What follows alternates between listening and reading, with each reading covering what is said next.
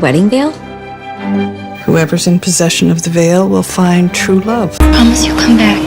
I'll come back. I'll wait for you. In today's video, we will discuss 10 best Hallmark movies. Classic love story with a modern twist. Why is he looking at Elizabeth?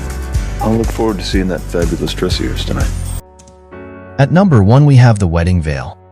You okay? Me? Yeah, no, I'm good. Have you heard the good news? What news? The veil is working its magic again.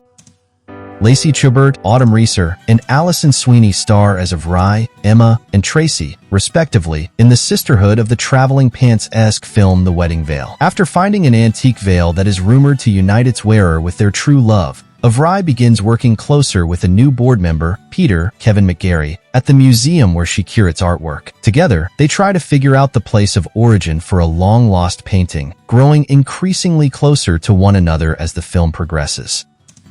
At number 2, we have The Color of Rain.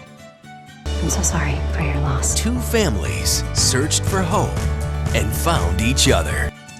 Based on the real-life love story of widowers Gina Kell and Michael Sven, The Color of Rain is a heartfelt tearjerker about two families who come together, learning how to lean on one another through tough times. In the film, both Gina, Lacey Chabert, and Michael, Warren Christie, lost their spouses to cancer, leaving them as single parents. After meeting Michael's children at a school fundraiser, Gina decides she wants to help him and his children through their grief, something she just went through herself and still is. The two families begin to have an unlikely friendship and, through the years, intertwine their lives until the two adults wind up falling in love.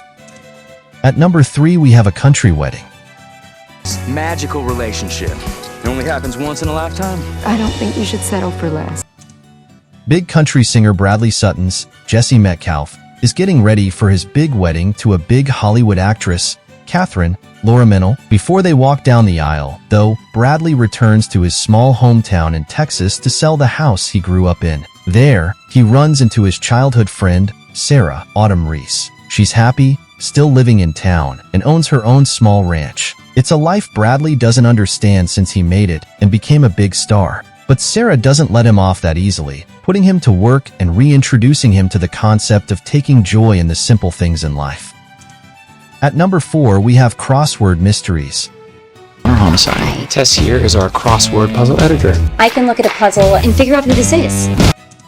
By 2019, Lacey Chabert was just settling into her role as the Queen of Hallmark and Crossword Mysteries. A Puzzle to Die For was one of the Hallmark movies that helped get her there. While she's been the face of the channel's more romantic comedies, Crossword Mystery series gave audiences a chance to see her solve a mystery using crossword puzzles. Chabert stars as a crossword puzzle editor who, unintentionally, gets caught up in numerous murder investigations. Unlike traditional murder mysteries, the clues left at the crime scenes can be solved by, what else? A crossword puzzle. And this unique Hallmark movie takes a detour from the traditional small-town romance storyline and keeps Chabert's focus strictly on the mysteries at hand. At number 5, we have Unleashing Mr. Darcy. Classic love story with a modern twist. Why is he looking at Elizabeth?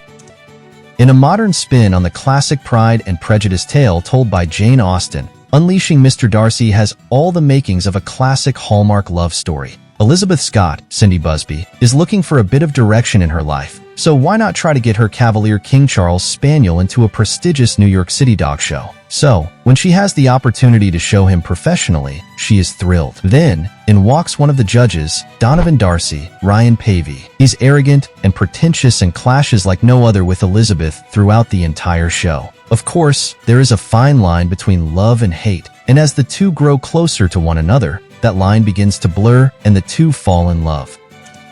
At number 6, we have Harvest Moon. About losing your place and finding your way home. When city girl Jenny, Jessie Schramm, learns that her fortunes are completely gone and her family is bankrupt, she doesn't know what to do. What is an heiress without numerous credit cards? That's when she learns that her father bought a pumpkin farm in the country under her name. So, they come up with a plan to see if they can sell the farm to developers for some money. What Jenny didn't expect was falling for country boy Brett, Jesse Hutch, and wanting to stay in the country with him. At number 7, we have The Beach House. I just want you to be able to give your heart to someone without being afraid to have it broken. Based on the Mary Alice Monroe novel, The Beach House follows Cara, Minka Kelly, as she loses her job in Chicago and moves home to South Carolina at the insistence of her mother, Lovey, Andie MacDowell. Now, drama. Lovey wants Cara to reunite with her old love interest Brett, Chad Michael Murray. Her brother, Palmer, Donnie Boaz, wants to demolish their family beach house and build condos, and Lovey drops the bomb that she has terminal cancer. Insert a hurricane, sea turtle eggs, and a very pregnant woman who needs to be saved from the storm, and you have a Hallmark Channel movie that you can't miss. At number 8, we have A Princess for Christmas. A place she'd only dreamed of. It's a castle. It's beautiful. A man she never thought she'd meet. You're not really a prince, are you? Following the story of Jules Daly, Katie McGrath, as she becomes the legal guardian of her sister's children, Maddie, Layla DeMeza, and Milo, Travis Turner. A Princess for Christmas is a movie about love, family, and forgiveness. During the holiday season, the children receive an invitation from their late father's dad, the Duke of Castleberry, Roger Moore, inviting them to the palace for Christmas, even though he hates the holiday. It is up to the children to get their grandfather into the holiday spirit while Jules is busy falling in love with the Duke's other son, Prince Ashton, Sam Heughan. At number 9, we have Once Upon a Christmas Miracle. I meant what I said before. I don't want to hold you back from anything. Around the Christmas season, Heather Kruger, Amy Teagarden, learns that she only has a few months to live. She needs a new liver ASAP, which means she needs a perfect match for a life-saving transplant operation. Heather never expected a stranger, Chris Dempsey, Brett Dalton, to volunteer half his liver to save her life. After spending time together, learning about one another, and even meeting each other's families, Heather and Chris have a connection. Now, they need to figure out if their connection runs deeper than that of a donor and recipient, or if they are actually falling in love. Spoiler, they're actually falling in love. At number 10, we have The Lost Valentine. Promise you'll come back. I'll come back. I'll wait for you. Comes a remarkable story.